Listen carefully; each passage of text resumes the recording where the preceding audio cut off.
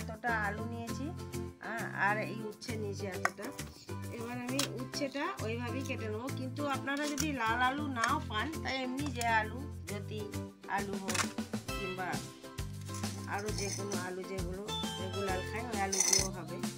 আমি উচ্ছেটা ওইভাবে কেটে নেবো। কীভাবে কাটছি উচ্ছেটা আপনারা দেখুন। তারপরে এটা কেটে আমি ভালো করে এটা ধুয়ে নেবো, আর ধুয়ে এটা নুন মাখিয়ে আমি রেখে দেবো। দেখুন এভাবে কেটে নিলাম উচ্ছেটা। উচ্ছেটারও প্রসেস ওইভাবেই হবে যেমন আমি আলুটা কাটলাম। দেখুন এরকম বড় বড় করে এইভাবে, এগুলো একটু বাঁকা বাঁকা হচ্ছে, এইভাবে কেটে নিয়ে এটা ভালো করে ধুয়ে আর নুন, অল্প নুন, শুধু নুন মাখিয়ে আমি রেখে দেবো। এটা নুন মাখানোর সময় আপনাদের দেখাবো। দেখুন এইভাবে কেটে নেবেন। সব উচ্ছেটা কেটে আমি দেখাচ্ছি। দেখুন বন্ধুরা, এবার আমি দিয়ে দিচ্ছি উচ্ছেটা লবণ। উচ্ছে না, এটা করলাতে লবণ দিয়ে এটা আমি ভালো করে মেখে আমি 15 মিনিট মতো রেখে দেবো।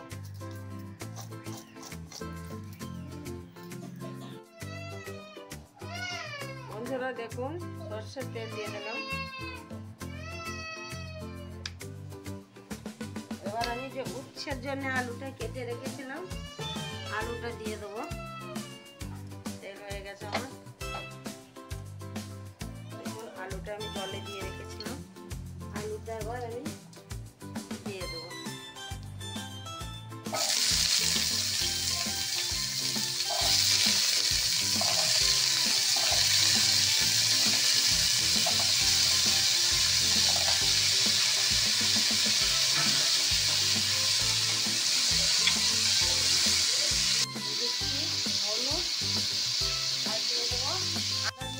লবণ আর হলুদ দিয়ে এটাকে ভালো করে আমি আঁচটা আস্তে করে দিয়ে এটা ভেজে নিতে হবে।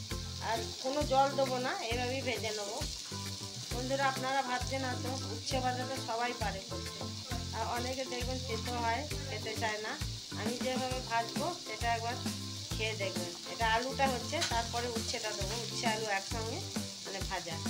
দেখুন বন্ধুরা আমার আলুটা ভাজা হয়ে গেছে, কোনো জল টল দিইনি, কিন্তু এইভাবে ঢাকা দিয়ে ভাজতে হবে। দেখুন আলুটায় নুন মাখিয়ে রাখিনি, আলুটা কড়াতে দেওয়ার পরে নুন হলুদ দিয়েছি। দেখুন আলু কেমন সেদ্ধ হয়ে গেছে। এবার আমি আলুটা তুলে নেবো। দেখুন এবার আবারও আমি দিয়ে দিচ্ছি অল্প পরিমাণে সরষের তেল। এবার আমি উচ্ছেটা দিয়ে দেখাবো। আমি দিয়ে দেবো অল্প পরিমাণে কালো জিরে। কালো জিরেটা দেওয়ার পরেই জাস্ট দেখুন উচ্ছেটা দেখুন এবার জল বেরিয়েছে কতটা, নুন মাখিয়ে রেখে দিচ্ছিলাম শুধু। দেখুন আর এবার কি করতে হবে, আমি উচ্ছেটা কেমনভাবে কেটেছি তাও দেখিয়েছি। দেখুন এবার এটাকে জলটা এভাবে চেপে নিতে হবে। দেখুন বেরোচ্ছে জলটা এভাবে চেপে নেবেন। একদম পুরোটাও চেপে নেবেন না, হালকা হালকা থাকবে। পুরোটা চেপে নিলে সব এর গুণটা বেরিয়ে যাবে। এটা এমনি কাঁচা উচ্ছে অনেকে সেদ্ধ ভাতে মেখে খায়, কাঁচা করেও খায়, কিন্তু যে বাচ্চারা আবার বড়রা খেতে চায় না উচ্ছে তাদের জন্য এইভাবে করে দেবেন, দেখবেন খাবে। এবার এটাকেও আমি ভাজা ভাজা করে নেবো। অল্প পরিমাণে নুন দিয়ে নেবো। নুন দেওয়া ছিল তাও এটার সঙ্গে জলের সঙ্গে বেরিয়ে গেছে, তাও আমি অল্প পরিমাণে নুন দেবো আর হলুদ দেবো, আর কিছু দিচ্ছি না। এবারে কিন্তু গ্যাসটা আস্তে করতে হবে, গ্যাসের আঁচ আস্তে করে দিয়ে এটা করতে হবে। এবার আমি এটা চাপা দিই। বন্ধুরা আমি হলুদটা দিয়ে নিচ্ছি আগে, দেখুন। এবার দিয়ে দিচ্ছি আমি লবণ, অল্প পরিমাণে লবণ দিচ্ছি, কারণ কি দেয়াই ছিল ওটার মধ্যে লবণ। আর বন্ধুরা আমার উচ্ছের পরিমাণটা একটু কম হয়ে গেছে আর আলুর পরিমাণটা বেশি হয়ে গেছে, কারণ কি আমি আলুটা আগে কেটেছিলাম আর উচ্ছেটা অনেকের সময় দেখবেন ভালো দেখতে ওপরে লাগে, ভেতরে পোকা, সেই বাদ হয়ে গেছে, ওই জন্য উচ্ছের পরিমাণটা কম হয়ে গেছে। আপনারা সমান সমান নিয়ে নেবেন। দেখুন বন্ধুরা, আমি ঢাকা দিয়ে এটাকে ভেজে নিয়েছি। দেখুন এভাবে আমি ভেজে নিয়েছি। আমি এটা অনেকবার 2-3 বার নেড়ে নিয়েছি, তুলে তুলে দেখাইনি সেটা। আপনারা মাঝে মাঝে এরকম করে আবার নেড়ে নেবেন। এবার দিয়ে দিচ্ছি আলু।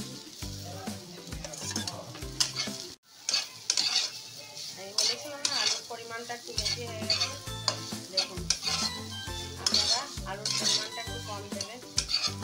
এটা গরম গরম ভাতের সঙ্গে যায়, এটা রুটির সঙ্গেও খেতে পারেন। বাস হয়ে গেছে আমার। এবার এটা আমি নামিয়ে নেবো।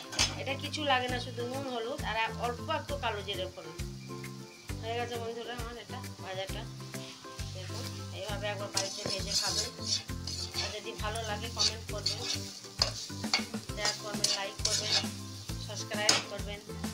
নমস্কার বন্ধুরা, আবার দেখা হচ্ছে নেক্সট ভিডিওতে।